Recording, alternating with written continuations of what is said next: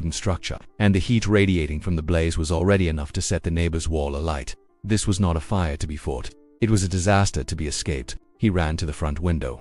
Outside, a terrible scene was unfolding. Flames were shooting 30 feet into the sky, illuminating Pudding Lane in a ghastly flickering orange. A knot of bewildered neighbors were now emerging, but their confusion was rapidly turning to terror as they saw the sheer scale of the blaze. He kicked the latch of the casement window open.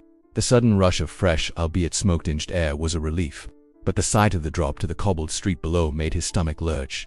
"We must climb," he yelled to his daughter, tying a desperate knot in a sheet they had grabbed. He lowered his daughter first, the rope of linen slipping against the stone sill, his hands burning from the friction and the infernal heat radiating up from the street. He could hear the shrieks now, not just from his own house, but from the surrounding area as the fire began to jump the narrow lanes. The whole neighborhood was waking up to a living nightmare. He pulled his daughter onto the street and turned back for the servant. The maid, paralyzed by the sight and the rising roar of the fire, froze, unable to move from the window frame. "Jump, please," he screamed up at her, his voice hoarse. But it was too late. A massive crash shook the house as the internal beams gave way. The roar intensified to a deafening thunder. The servant was swallowed by the blinding smoke and fire that erupted from the window opening.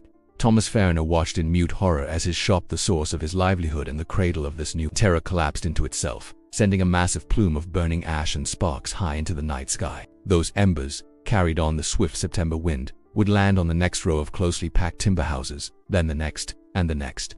He stood there, clutching his daughter, seeing not just the ruin of his own small home, but the impossible, unstoppable advance of a deadly wall of flame. As he was pulled away by shocked neighbors, the terrible truth settled in the cold pit of his stomach.